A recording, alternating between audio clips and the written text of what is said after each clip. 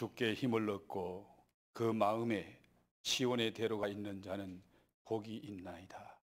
이 시간 시온의 대로가 활짝 열려 있는 줄 믿습니다. 이제 예배로 우리 하나님 앞에 나아갑니다.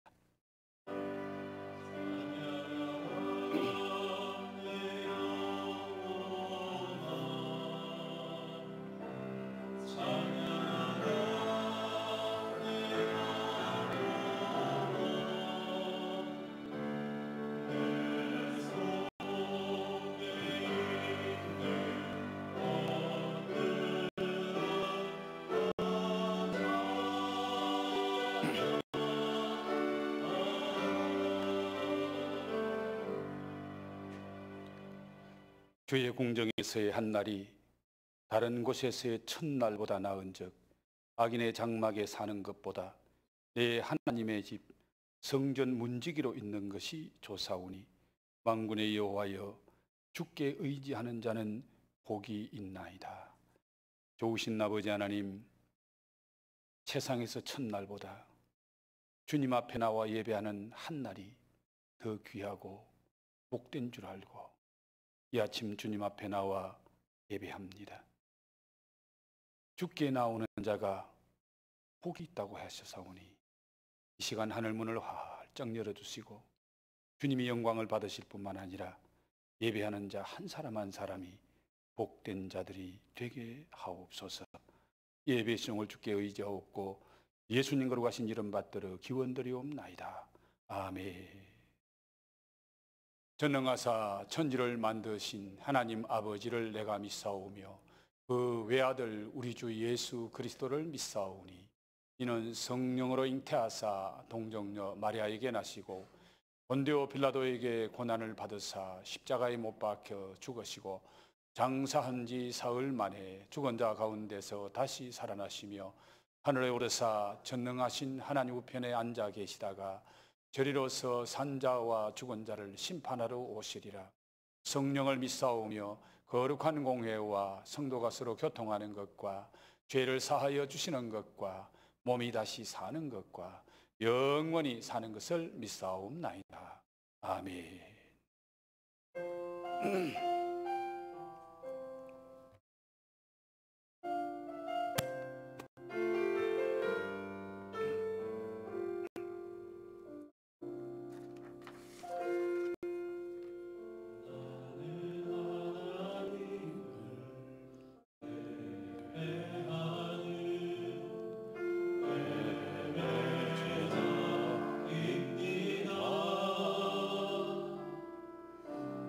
내가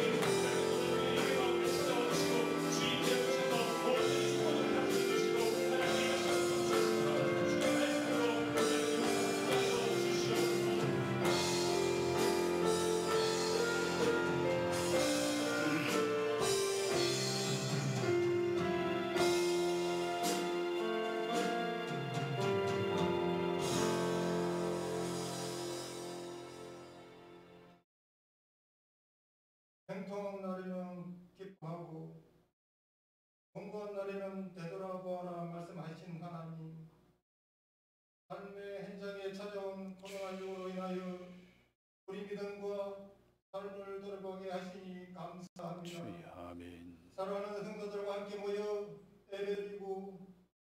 우리에게 주셨던 은혜를 나누며 보겠던 시간이 얼마나 소중한지 깨닫게 하신 것도 감사드립니다. 아멘. 장마와 태풍, 오랜 격리로 모두가 지치고 힘들어하는 상황에 매몰되어 말씀대로 살지 못했음을 고백합니다. 아버지. 바쁘고 힘들어서 하기 힘든다고 핑계했었는데 주님.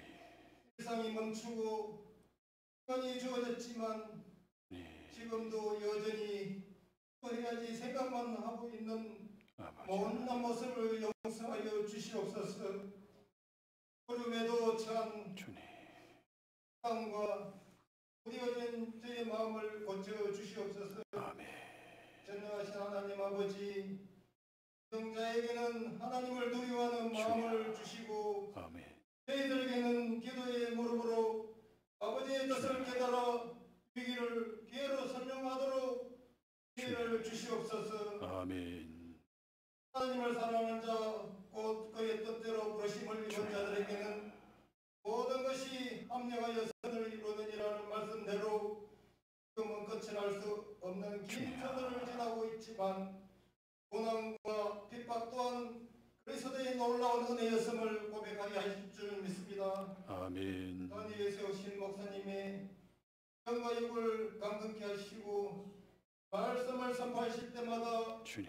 말씀대로 역사가 이루어질 줄 믿습니다. 아멘. 사랑하는 아버지, 각 가정에서 예배드리는 주님. 엘림 성도들 한 분 한 분, 특히 연료하신 어르신들과 불행 중인 환우들을 만나주시고 불꽃 같은 눈으로 지키시고 치료하여 주시기를 원합니다. 아멘. 나라의 모든 상황과 각국에 파송된 교사님, 그 가족들과 사역을 아버지께 올려드립니다. 아멘. 예배 시중을 주께 의지하며 예수님 이름으로 기도 올립니다. 아멘.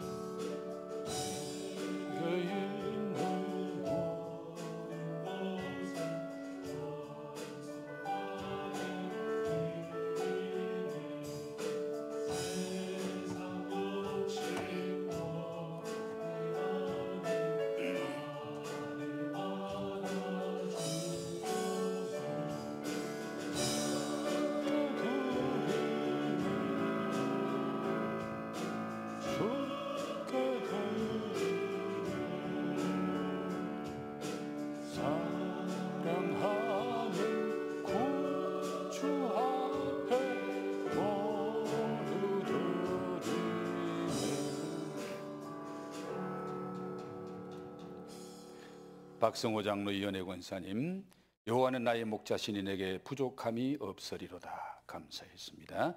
이명옥 권사님, 주님 감사합니다.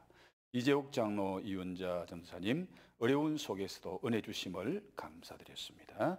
우리 양용희 사모님, 은혜 베푸시는 하나님께 특별히 감사했네요.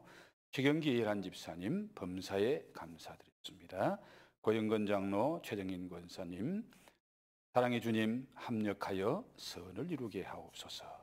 이건주 집사님 범사에 감사드렸습니다. 유지민 청년, 고통과 환난 중에도 주님의 샬롬의 복이 우리 모두에게 있기를 기도하며 감사드립니다. 주보현, 주서현 청년, 항상 하나님과 동행하며 잠잠히 하나님만 바라보게 하소서. 김한나 집사님, 감사합니다. 하나님 아버지의 은혜로 한빈이가 원하는 대학, 원하는 과에 갈 수 있기를 기도합니다. 기도대로 믿습니다. 우리 박정순 권사님, 하나님 아버지 우리 정아 원하는 대학에 갈 수 있도록 도와주옵소서. 손자를 위해서 감사했습니다. 이 가정에서 엘림의 가족들의 은혜를 또 하나님의 특별한 은혜가 있기를 바라며 감사했습니다. 기도합니다. 환난 날에 나를 부르라. 내가 너를 건지리니 네가 나를 영화롭게 하리라고 말씀하신 주님, 지금이 환난의 때입니다. 그러나 우리는 주님 앞에 나와 주님의 이름을 부르며 예배합니다. 주님이 임재하시고 우리의 예배를 흠행하시고 영광을 받으실 줄 믿습니다. 예배하며 귀한 예물, 우리의 마음을 담고 우리의 눈물을 담고 우리의 기도를 담아 주님 앞에 올려드리오니 주께서 흠행하시고 영광을 받으실 뿐만 아니라 주를 찾는 자에게 네가 나를 영화롭게 하리라고 말씀하신 주님, 예물을 드리며 예배하는 한 사람 한 사람이 주님을 영화롭게 하는 자가 되게 해 주시옵소서. 주님, 감사함으로 주일 헌금과 선교 헌금과 각종 헌금을 드리며 감사해서 11조를 거룩히 구별해 주님 앞에 올려드리는 그 모든 예물을 하나님이 기쁘게 흠행하시고 영광을 받아 주옵소서. 주님, 드리고 싶으나 환경이 여의치 못해서 마음껏 드리지 못하는 엘림의 가족도 있습니까? 그들에게 더 큰 은혜, 더 큰 복을 주셔서 마음껏 드리며 마음껏 섬기며 주를 예배하는 자들 되도록 역사하시며 축복해 주시옵소서. 특별히 코로나로 말미암아 여러 가지 많은 어려움을 겪고 있습니다. 특별히 물질적인 어려움도 함께 겪고 있습니다. 주님이 아시오니 그 가정 성도를 불꽃 같은 눈으로 보살피시고 간섭하시고 인도하셔서 위기가 기회가 되는 축복의 통로로 인도해 주옵소서. 감사함을 드리옵고 예수님 거룩하신 이름 받들어 축복하며 기도하옵나이다. 아멘. 교회 소식을 전해드리겠습니다. 제가 최근에 자세한 뉴스는 듣지 못했습니다마는 정상적으로 오늘까지가 우리 정부에서 말하는 비대면 예배, 오늘까지 그러라고 했고요. 또 상황이 어떻게 될지 모르지만은 다음 주부터는 우리 교회는 정상적으로 예배를 드리려고 합니다. 여러분 기도해 주시고 믿음으로 우리가 하나님 앞에 나와 예배하면은 하나님이 그런 상황을 정말 합력해서 선을 이루도록 바꿔주실 줄 믿습니다. 예배하고 싶으나 나오지 못하는 우리 많은 엘림의 가족들, 다음 주부터 나오셔서 1부, 2부 나누어서 예배한다면은 얼마든지 우리가 정부에서 말하는 코로나 등 그 조건들을 충족시키면서 할 수 있습니다. 여러분 코로나 때문에 여러 가지 힘들고 어렵지만은 우리가 집에만 있지 않잖아요. 마트도 가고 식당도 가고 하는데 그 어느 곳보다 더 철저하게 방역하고 안전한 곳이 교회입니다. 전혀 여러분 두렵게 생각하지 마시고 나오시고요. 우리 권사님들, 집사님들이 토요일만 되면 얼마나 방역 철저하게 하는지 몰라요. 전부 방역 하나하나 다 소독하고 닦고 철저하게 방역하고, 또 우리가 인간이 지킬 일은 철저하게 하되 예배는 우리가 하나님 앞에 드리는 거잖아요. 그러니까 다음 주부터 기도하시면서 모두가 함께 하나님 앞에 예배했으면 좋겠고요. 제가 잘 아는 목사님 광탄 쪽에 계시는 분인데 그분 개척해서 40-50명을 넘기지 못했어요. 그런데 지금 100명, 120명 모인대. 왜? 다른 교회 예배 안 드리니까. 우리는 철저하게 방역하되 예배한다. 그랬더니 정말 예배하는 사모하는 사람들이 그 교회로 다 몰려오는 거예요. 120명씩 모여가 예배 드리는 거예요. 정말 하나님이 기뻐하시는 예배 드리면은 하나님이 합력하여 선을 이루게 하실 뿐만 아니라 환난을 변하여 하나님이 영광 받으시는 축복의 통로가 되도록 역사하실 줄 믿습니다. 한 주간 기도해 주시고 다음 주일부터 우리 모두가 함께 기쁨으로 예배하는 엘림교회가 되기를 바라고요. 어려운 중에서도 헌금해 주시고 또 온라인으로 많은 분들이 헌금해 주셔서 너무 감사하고요. 온라인으로 헌금하면은 제 핸드폰에 딱 뜨더라고요. 그래서 저는 그 핸드폰을 보면서도 우리 성도들을 위해서 기도합니다. 예배는 못 나와도 하나님 앞에 귀한 예물 드립니다. 그 마음으로 제가 기도하니까 우리 가정에서 예배드리고 함께하지 못하는 우리 성도님들도 힘내시고 또 여러분들이 주님 앞에 드리는 예물 하나님이 기쁘게 받으실 줄 믿습니다. 이제 은혜 받을 하나님의 말씀을 같이 보도록 하겠습니다. 하나님 말씀은 마가복음 13장입니다.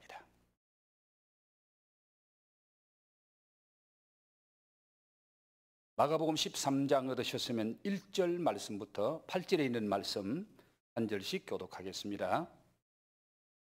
예수께서 성전에서 나가실 때에 제자 중 하나가 이르되 선생님이여 보소서 이 돌들이 어떠하며 이 건물들이 어떠하니까.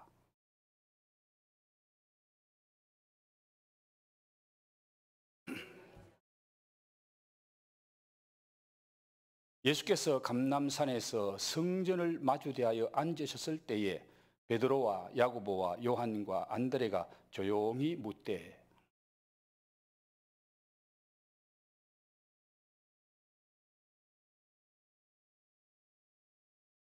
예수께서 이르시되 너희가 사람의 미혹을 받지 않도록 주의하라.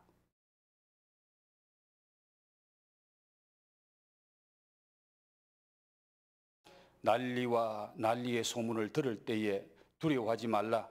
이런 일이 있어야 하되 아직 끝은 아니니라. 나라가 나라를 대적하여 일어나겠고 곳곳에 지진이 있으며 기근이 있으리니 이는 재난의 시작이니라. 아멘. 주님, 코로나 때문에 엘림의 가족들이 한자리에 앉아 예배하지 못하는 상황입니다. 나오고 싶으나 나오지 못하고 가정에서 예배하는 엘림의 가족들, 한두 사람이 내 이름으로 모이는 그곳에 나도 그들 중에 있느니라고 말씀하신 주님, 그곳에 임재하시고 찬양을 하고 말씀 듣고 기도할 때에 역사해 주옵소서. 이 시간 종을 통하여 말씀 주실 때에 이 말씀이 성령이 함께 역사하시는 말씀, 우리의 심령을 새롭게 만드는 살아계신 하나님의 말씀, 레마의 말씀이 되게 하옵소서. 사모하는 심령을 만족해 하시는 아버지 하나님, 사모하는 심령으로 이 자리에 나와 예배하는 자들, 사모하는 심령으로 가정에서 예배하는 자들, 하나님 그 심령에 이 말씀을 통하여 만족한 은혜로 풍성하게 채워 주옵소서. 감사함을 드리옵고 예수님 거룩하신 이름 받들어 기도 올리옵나이다. 아멘. 할렐루야. 우리가 익히 잘 아는 얘기입니다마는 다윗이 반지를 잘 만드는 명인에게 반지를 하나 주문하면서 내가 좋은 일을 만났을 때도 그리고 슬픈 일을 만났을 때도 교만하지 않고 낙담하지 않을 수 있는 그런 좋은 글귀를 하나 넣어서 반지를 하나 만들어 달라고 주문을 했습니다. 그 주문을 받은 이 반지 명인이 임금님이 이런 말씀을 부탁하셨는데 아무리 생각해도 좋을 때 교만하지 않고 어려울 때 낙심하지 않을 수 있는 그런 명언 한마디가 생각나지 않았습니다. 그래서 지혜의 왕인 솔로몬을 찾아가서 당신의 아버님이 이렇게 말씀하셨는데 나에게 정말 좋은 말씀 한마디만 가르쳐 주세요. 그때 솔로몬이 뭐라고 말하죠? 이것 또한 지나가리. 한번 따라할까요? 이것 또한 지나가리. 이것 또한 지나가리. 그 한마디를 해줬습니다. 여러분, 아무리 좋은 일도 지나갑니다. 아무리 힘들고 어려운 일도 지나갑니다. 그러기에 우리는 낙심하지 아니하고 힘들고 어려울 때에 조금만 인내하자. 믿음으로 인내하면 나갈 거다. 우리 한번 인사를 나누겠습니다. 주님이 함께 하십니다. 힘내세요. 이것 또한 지나갑니다. 반드시 승리합니다. 예수님 때문에 행복하세요. 할렐루야. 지난 1992년 10월 28일을 기억하십니까? 기억하는 분이 그렇게 많지는 않을 것 같아요. 그날이 무슨 날인지요? 바로 예수님 재림한다고 많은 사람들이 재림하시는 예수님 영접하려고 흰옷 입고 밤 12시에 예배하는 날이 1992년 10월 28일.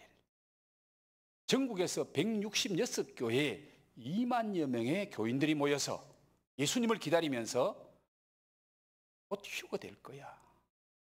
예수님 만날 거야. 그러면서 기다렸지만은 예수님 재림은 불발로 말았습니다. 다미 선교회라는 공동체를 만들었던 이장림 목사가 그렇게 만들었습니다. 지금도 그런 유혹에서 자유롭지 못한 사람들이 많습니다. 그러나 오늘 마가복음 13장의 말씀을 잘 배우고 깨우치면 이 헛된 휴거 또 예수님 재림 그런 열풍에 사로잡히지는 않을 것입니다. 종말은 과연 일어나는가? 그리고 그 징조는 무엇인가? 오늘 이 말씀을 통하여 확실하게 깨닫고 흔들리지 않는 성도들이 되고 또 신앙생활을 하는 우리 엘림의 가족들이 되었으면 좋겠네요. 마가복음 13장, 마태복음 24장, 누가복음 21장을 공관 묵시록이라고 말합니다. 묵시라는 말이나 계시라는 말을 우리는 같은 말로 사용하고 있는데 성경에는 소묵시록이 있고 대묵시록이 있습니다. 바로 이 공관복음에 나타나는 공관묵시록은 소묵시록이고 대묵시록은 구약의 다니엘서와 신약의 요한계시록을 가리킵니다. 공관묵시록은 예수님이 직접 말씀하신 겁니다. 따라서 세상의 멸망에 관한 어떤 예언보다 더 확실한 것입니다. 오늘 우리는 이 말씀을 잘 깨닫고 미혹을 받지 않도록 조심하며 신앙생활에 승리해야 되겠습니다. 여러분이 잘 아는 노트라다무스는 1999년이 세상 종말이다. 안식교의 창설자 밀러는 1844년이 세상 종말이다. 여호와 정인의 창설자 러셀은 1884년이 종말이고, 앞에서 말씀드렸던 이장림 목사는 1992년이 예수님 오신다. 그 밖에 많은 사람들은 2000년을 세상의 종말로 생각하고 많은 사람들이 예언을 했습니다. 이런 시한부 종말론자들의 그 말 속에 우리는 속지 말아야 합니다. 오늘 이 말씀을 통하여 말세의 때가 언제이며 무슨 징조가 일어나는지 잘 배워야 되겠습니다. 오늘 이 말씀은 언제 예수님께서 하신 말씀인가요? 오늘 1절 말씀에 보면은 예수님이 언제 이 말씀을 하셨고 이 말씀을 하시게 된 동기가 무엇인지를 나타내고 있습니다. 시간상으로는 예수님께서 성전에서 나가실 때 하신 말씀이죠. 예수님이 십자가 지시기 위해서 예루살렘으로 올라가셔서 한 주간 동안 거의 성전에서 보내시는데 그때를 우리는 고난주간이라고 말합니다. 그 고난주간에 예수님이 성전에서 유대인들과 영적인 지도자들과 하루 종일 논쟁을 벌이시고 이제 해질 무렵에 성전에서 나가시게 됩니다. 성전의 가장 아름다운 동쪽 문을 통과해서 나가실 때에 제자 하나가 예수님께 이렇게 말씀합니다. 선생님 보소서, 이 돌들이 어떠하며 이 건물들이 어떠하니까. 여러분 혹시 성지 순례를 가보신 분들은 아마 바티칸에 가면은 베드로 성당 정말 놀랄 만큼 웅장하고 아름답고 멋있습니다. 예수님 당시에 지금 제자가 예수님을 향해서 하신 이 말, 그때 당시에 헤롯이 성전을 짓는데 46년 동안 지었고요. 그 후로도 한 80년 정도 지어서 이 성전을 완공하게 됩니다. 아직 완공된 성전은 아니지만은 그 규모가 거대하고 웅장하고 아주 찬란했습니다. 그 모습을 제자는 예수님에게 자랑하고 싶었던 거예요. 그래서 선생님 보소서, 이 돌들이 어떠하며 이 건물은 어떠하니까. 그 당시에 서했던 큰 돌은요, 가로 세로가 2m, 3m, 길이가 12m가 되는 그런 큰 돌을 사용했다는 거예요. 지금처럼 장비가 없는 그때에 수십 톤 되는 그런 돌을 어떻게 움직이고 어떻게 사용했는지, 그렇게 웅장하게 건물을 짓고 한 그 모습을 보고 제자가 말을 합니다. 그런데 예수님은 제자들과 달리 시종일관 건물에는 관심이 없었습니다. 철부지 같은 제자들의 말을 듣고 예수님이 충격적인 말씀을 하십니다. 뭐라고 말씀하십니까? 돌 하나도 돌 위에 남지 않고 다 무너뜨려지리라. 제자들은 지금 엄청 크고 웅장하고 아름답고 화려한 그 성전을 바라보면서 예수님께 자랑했는데, 예수님이 하신 말씀은 이 돌들이 돌 위에 돌 하나도 첨놓이지 않고 다 무너진다. 무슨 말씀입니까? 완전히 파괴된다는 거죠. 이 말씀을 듣는 순간 제자들은 아마 얼어붙었습니다. 말문이 막혔습니다. 왜요? 그들은 성전은 절대로 무너지지 않는다고 생각하고 있었는데 예수님이 하시는 말씀은 돌 위에 돌 하나 첨놓이지 않고 다 무너지겠다고 말씀하지 않아요. 그들은 성전이 절대 무너지지 않는다고 생각하는 것 중에 하나가, 이 성전이 이렇게 튼튼하게 지어졌는데 이 엄청난 석조 건물인데 어떻게 무너져? 또 하나는 이 성전은 하나님의 집이잖아. 하나님이 계시는데 어떻게 이 성전이 무너지느냐? 그런데 예수님은 주저함도 없이 성전이 무너질 것을 말씀하십니다. 그 말씀을 들은 제자들은 충격입니다. 놀람 그 자체였습니다. 자, 오늘 이 말씀을 통해서 주님께서 우리에게 주시는 교훈이 무엇입니까? 먼저 이 제자들과의 대화 속에서 예수님과 제자들의 관점, 즉 관심이 달랐다는 것을 보여주고 있네요. 제자들은 지금 건물에 관심이 있습니다. 그런데 우리 예수님은 건물이 아니라 그 성전의 실상을 보고 있고 그 성전 안에서 어떤 일이 행해지고 있는지를 보고 계십니다. 제자들은 지금 육신적인 일에 관심을 가지고 있는데 우리 예수님은 보이지 않는 영적인 일에 관심을 가지고 있습니다. 제자들은 세상 나라에 관심을 가지고 있습니다. 이 나라가 회복될 때가 이때입니까? 그런데 우리 예수님은 하나님 나라에 관심을 가지고 계십니다.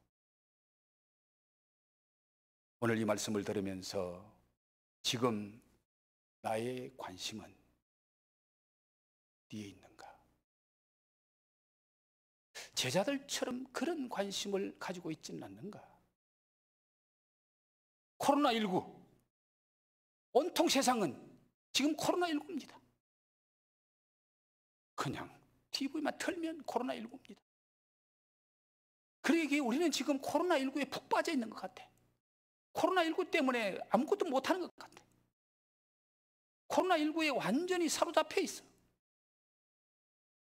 그리고 코로나19 때문에 지금 경제적인 어려움이 심각합니다. 지금 우리 성도들의 관심이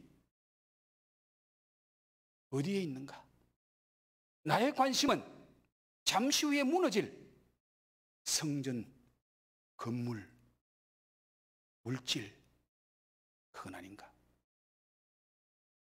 오늘 이 시점에 우리 예수님의 관심은 어디에 있을까? 오늘 한국교회를 바라보는 예수님의 관심은 무엇일까? 우리는 한번 생각하면서 이 말씀을 전하고 들었으면 좋겠습니다.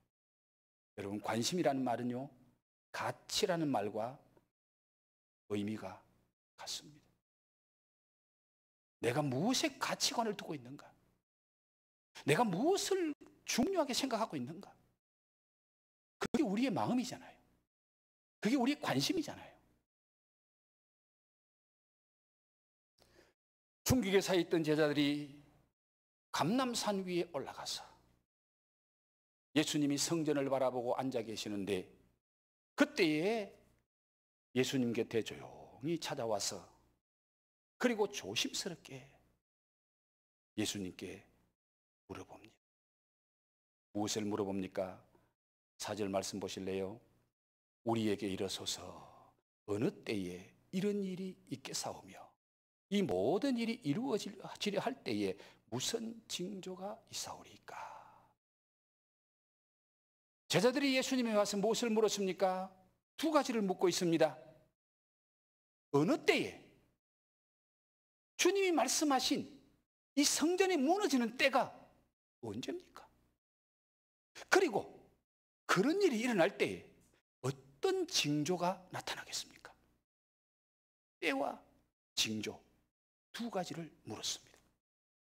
그런데 예수님은 멸망의 때와 멸망의 징조를 묻는 그들에게 첫 번째 물음에는 대답하지 아니하시고 두 번째 물음에만 대답을 하시지요. 첫 번째는 뭘 물었나요? 어느 때입니까?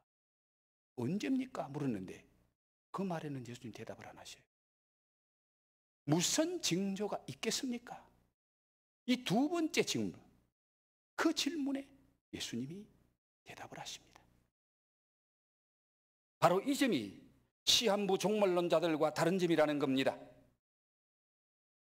칼빈은 말합니다. 성경이 가는 데까지 가고 성경이 머무는 데서 머문다.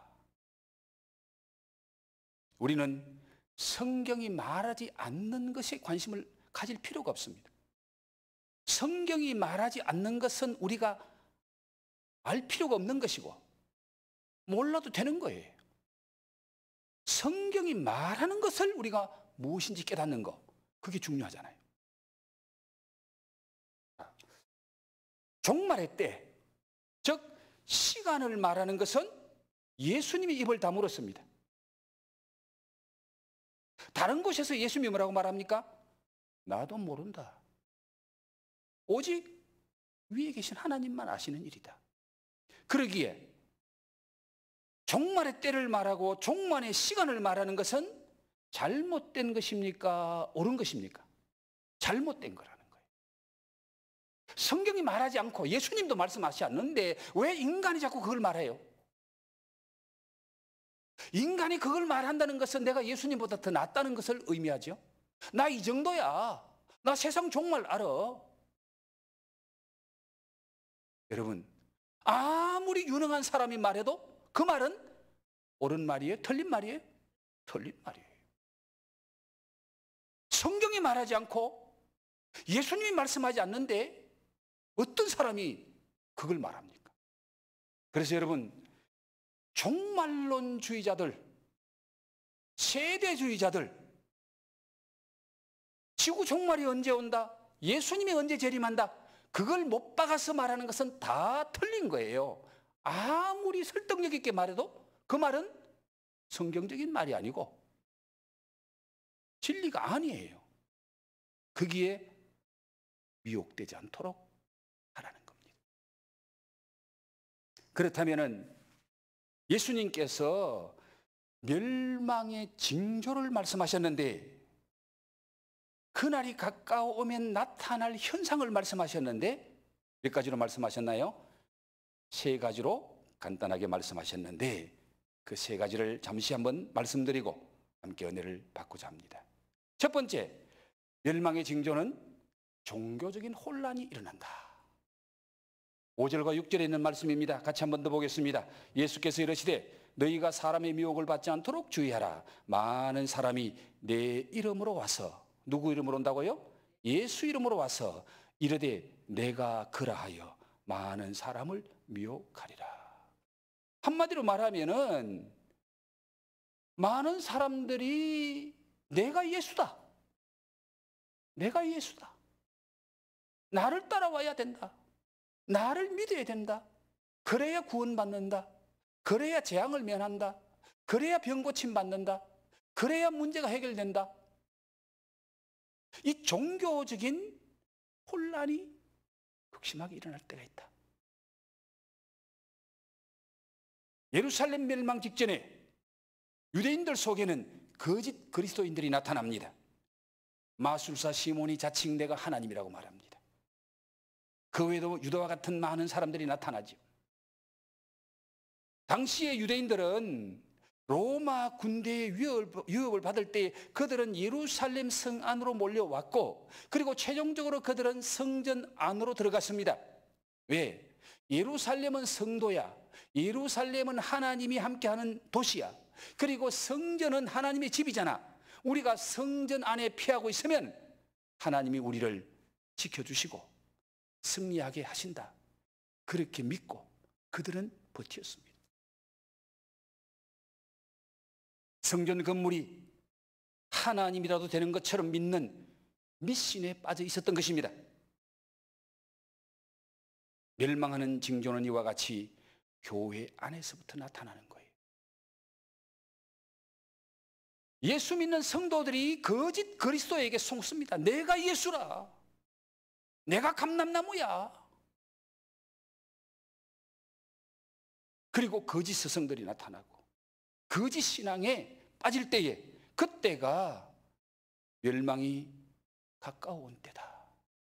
주님 오실 때가 가까운 때다.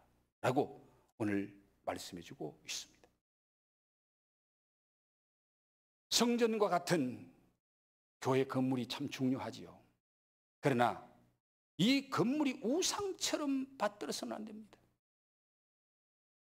여러분, 교회 잘 지어놓고 이 건물 아낀다고 교회 건물을 아이들은 사용하지 마라. 어른들만 사용해라.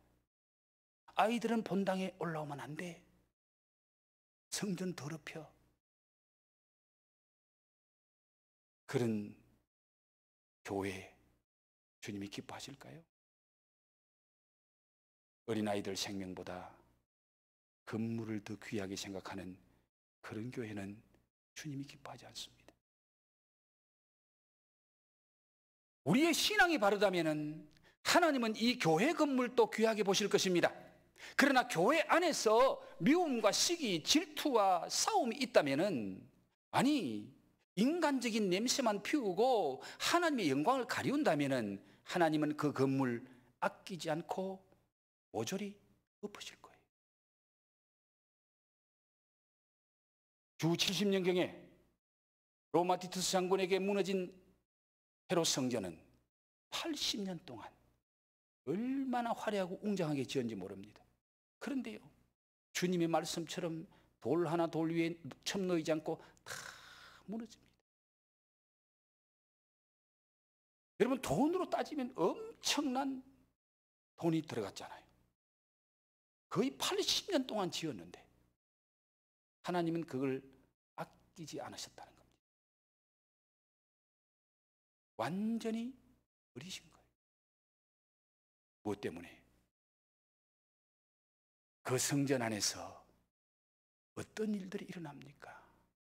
이 말씀 앞에서 예수님은 너희가 하나님의 집을 강도의 굴혈로 만들었다. 도둑놈같이 강도같이 이 성전을 이용해서 사람들 예배드리러는 돈을 착취하는 그런 행위가 성전 안에서 일어났고, 그리고 성전 안에 찾아오는 가난한 과부에게 돈을 착취해 먹는 바리새인 제사장들, 그런 일들이 지금 성전 안에서 일어났기 때문에 우리 예수님은 건물이 아니라 성전 안에서 무슨 일이 일어나고 있는지를 예수님이 보신 거예요. 하나님의 집을 강도의 굴혈로 만들었다. 그리고 그 성전을 우상처럼, 하나님이 아니라 성전 건물이 우상인 거예요. 그리고 결정적인 것은 그 성전 때문에 예수님을 십자가에 못 박습니다. 마가복음 14장 57, 8절에 보면은 그들이 성전을 이용해서 거짓 증언을 하면서 예수님을 십자가에 못 박습니다. 이런 성전 하나님이 아끼지 않았습니다. 버리십니다. 사랑하는 성도 여러분, 우리가 아끼는 교회 건물보다 100배로 1000배로 더 중요한 것이 이 안에서 행해지는 예배인 줄 믿습니다. 예배가 바로 안 드려지면 건물 아무 소용없어요.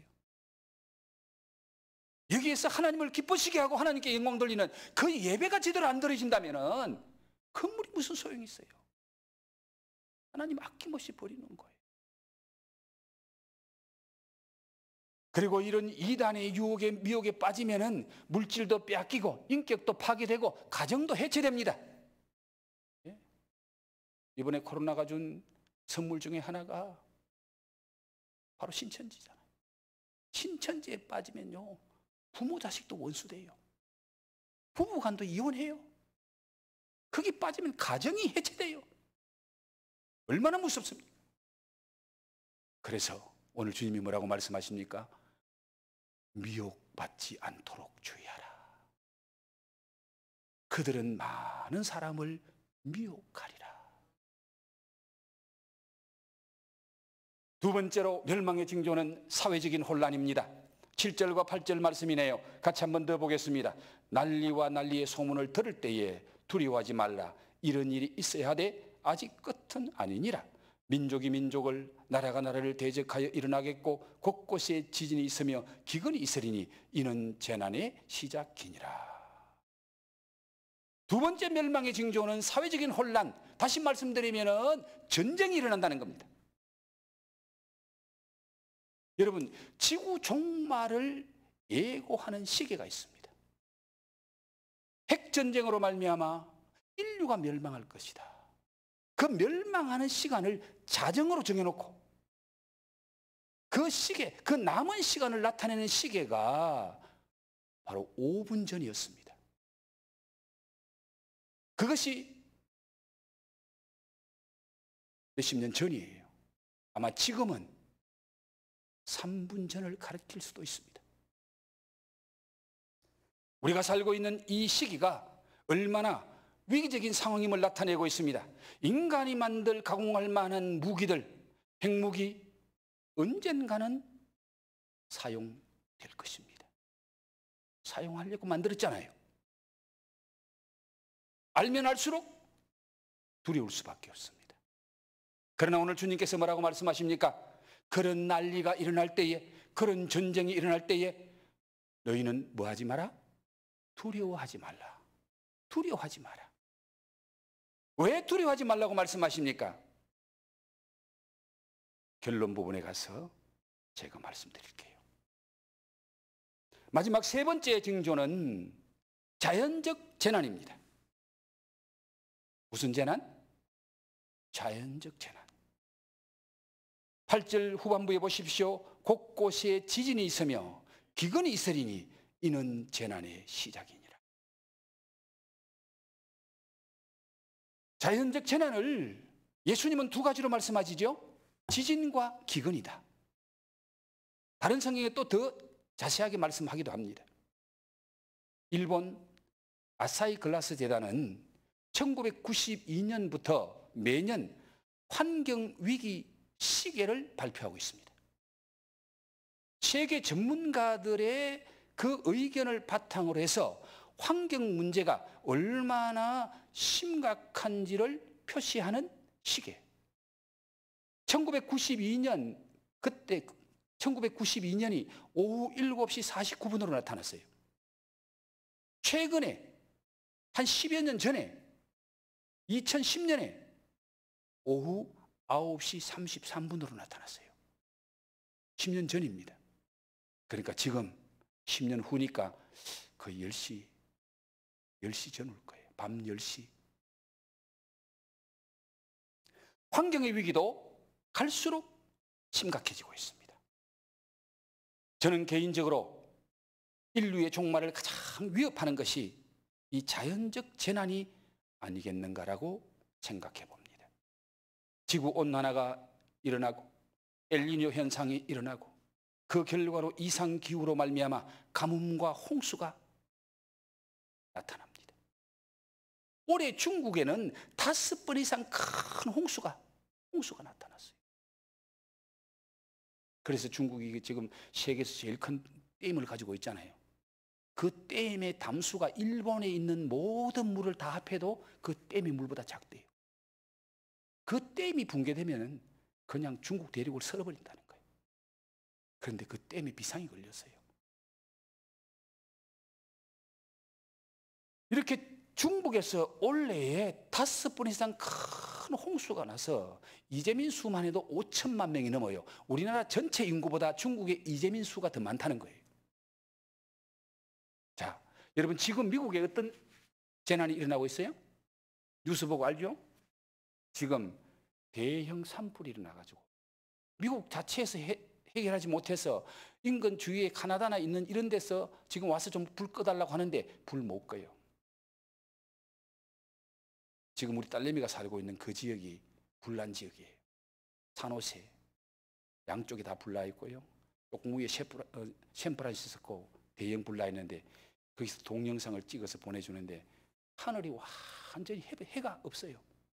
낮인데 그 연기로 완전히 덮어버리고 하늘이 벌겋게 변해버리고요. 한 동네가 그냥 불 다 타버리고 없어요. 못 감당하는 거예요. 미국 같은 나라가 못 감당하는 거예요.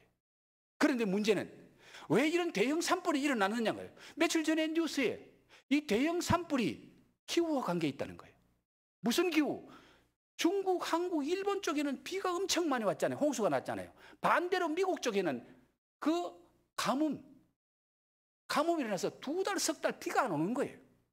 이게 엘니뇨 현상에 의해서 기후변화 때문에 일어나는 상황이에요. 한쪽에는 홍수, 한쪽에는 비가 안 오고 건조하니까 불이 나니까 불을 못 끄는 거예요. 건조한 데다가 더운 데다가 불 나니까 지구 온난화는 더 올라가고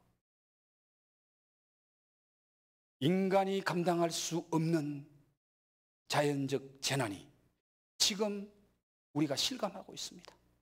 원래 우리나라도 홍수가, 태풍이 몇 번 겹치고 지금 우리가 그런 어려움을 겪고 있잖아요. 그런데 문제는 앞으로 지진과 가뭄, 홍수가 더 횟수가 급격하게 심하게 일어난다는 거예요.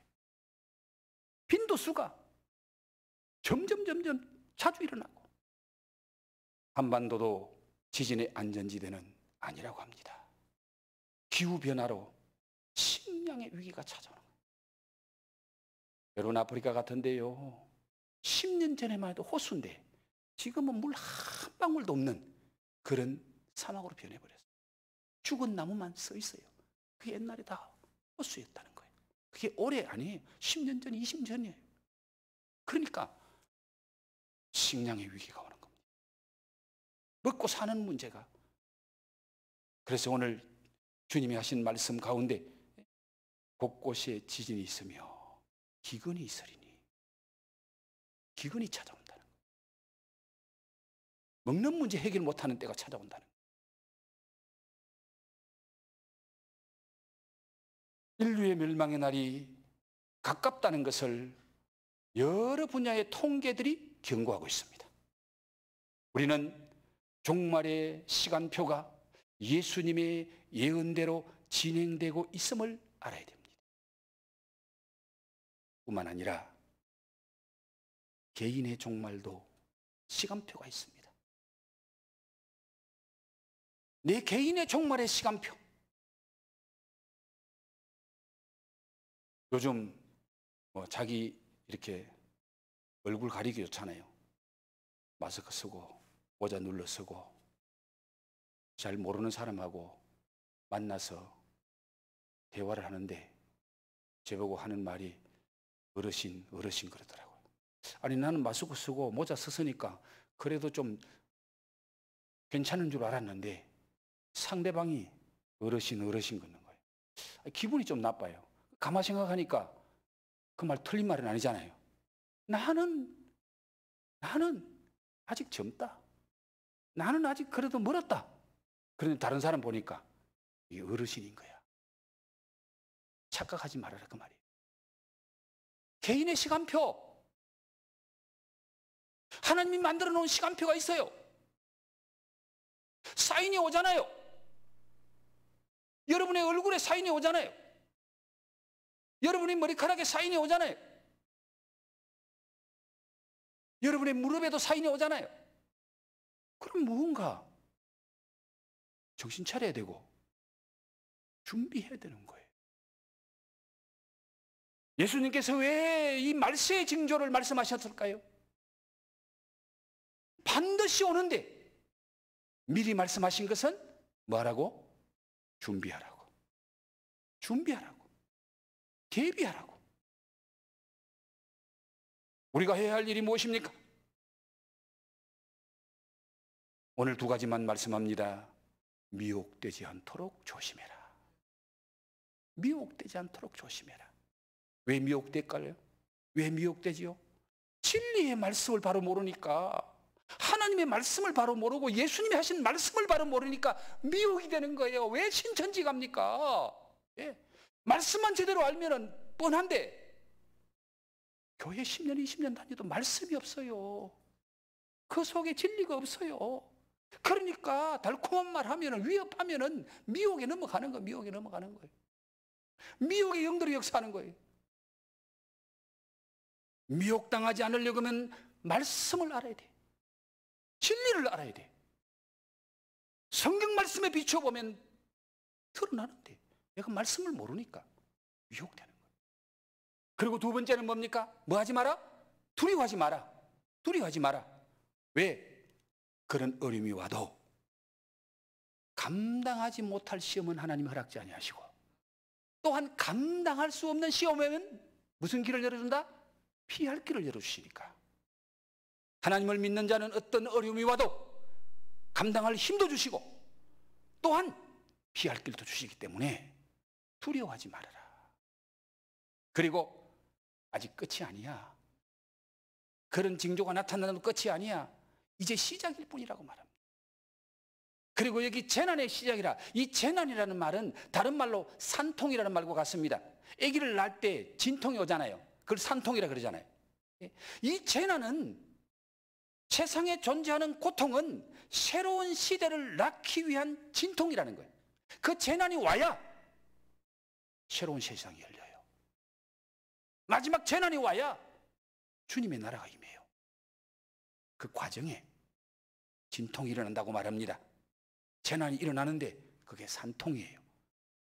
사랑하는 성도 여러분, 종말은 불신자들에게는 심판이지만은 하나님의 자녀들에게는 구원의 날이요 승리의 날인 줄로 믿습니다.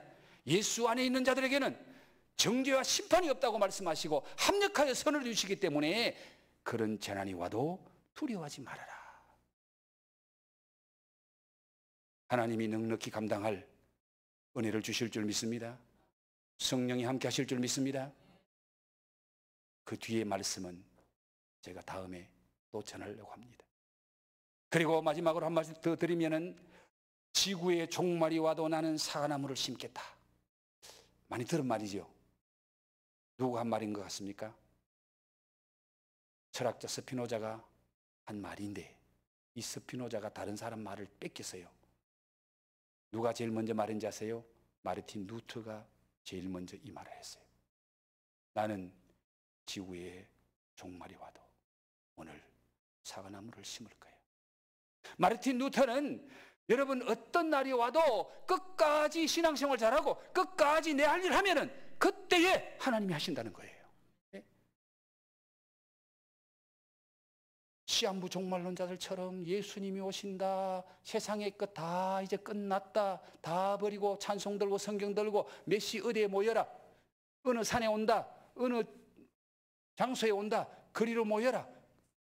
그거 맞아요, 안 맞아요? 끝까지. 그래서 성경은 마지막 예수님 오실 때에 밭에서 일하던 사람 둘 중에 하나가 들림을 받고, 집안에서 맷돌 돌리던 여자중 둘 중에 하나가 들림을 받고 주님을 맞이하더라는 거예요. 어떤 현장입니까? 삶의 현장이잖아요. 들판에서 일하다가, 집에서 일하다가 주님 오시면 신앙생활 잘하는 사람은 들림 받더라. 여러분, 종말이 온다고 난리법석 지을 필요가 없어요. 오늘처럼 믿음의 삶을 살고 말씀을 따라 살고 정상적으로 살면은 그때에 주님이 다 알아서 하시기 때문에 우리가 하려고 할 게 없어요. 여러분, 이상한 곳 찾아갈 필요가 없어요. 그래서 변함없이 끝까지 말씀 붙잡고 믿음으로 살면은 언제든지 그때 상황 따라 주님이 나와 함께 하시고 주님이 인도하시고 주님이 지켜주시기 때문에 미혹받지 않도록 조심하고 겁내지 말고 두려워하지 말고 주와 동행하는 삶을 살아라. 그런 자에게 우리 주님은 좋은 세상, 복된 은혜를 주실 줄 믿습니다. 잠시 오늘 말씀을 기억하며 기도합니다. 여러분, 한 2, 3분 동안 정말 지금 우리가 어려운 때를 맞이하고 있습니다. 그러나 이 어려운 때에 왜 우리에게 이런 어려운 때가 찾아왔을까를 한번 돌아보면서 영적인 문제는 없는가를 한번 돌아보십시오. 그리고 이것이 우리를 훈련시키는 하나의 과정일 수도 있습니다. 이번 이 교회의 훈련 잘 받아놓으면 앞으로 더 큰 어려움 와도 승리하게 될 줄로 믿습니다. 잠시 한번 기도합니다.